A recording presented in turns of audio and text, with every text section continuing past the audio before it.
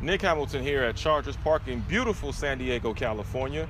We had an opportunity to speak with Hunter Henry, going from year one, going into year two, as well as traveling back down memory lane with quarterback Philip Rivers and Antonio Gates as they share their lasting memories of being here and playing here in San Diego before they take off for LA.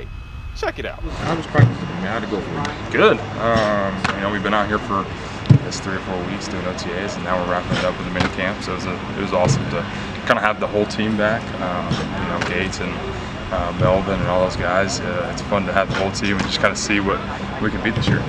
Seemed to be a little bit more intense this time around, especially with you guys getting closer to training camp. Did you feel that type of intensity? Oh yeah, I think it always, like we saw, you could see that last year when he came to this mini camp, and then it's training camp. These are the last couple of practices before we get back, and it's go time. So now I saw you on Instagram, man. You were all over Hawaii, man, having the ball, having fun. How was that experience for you, and how did it get you to kind of rest a little bit mentally as well as physically to get prepared for this coming season? Right. Yeah, I took some time off after the year. And then I kind of got back into training pretty quick. It's just something for me. I don't know, just laying around and taking some time off sometimes. I don't like it almost. It was kind of like I was itching to get back to it. But finally in March, I took about a 10 to 11 day vacation to Hawaii with my girlfriend, her family, a bunch of people. So it was awesome. He was a guy last year. I remember saying somewhere there's a soundbite of me saying he carries himself like a 5 or 6 year veteran.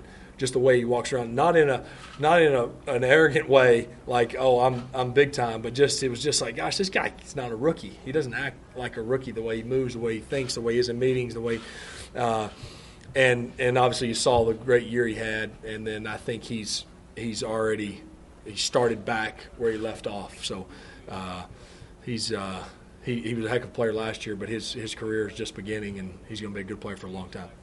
The biggest thing that I continue to talk about is the focus, because you've seen so many players come and have 1 or 2 good years, and then they lose focus. I personally like to think that you should treat every year like your first, because when you come into something, you're pretty much you're not established, and you have to prove to everyone that this is what I can do, this is who I am. And sometimes when guys have success, and I don't see this in him because he's a very level-headed kid, very hard worker. But I've seen it in the past where guys have success and they lose their focus.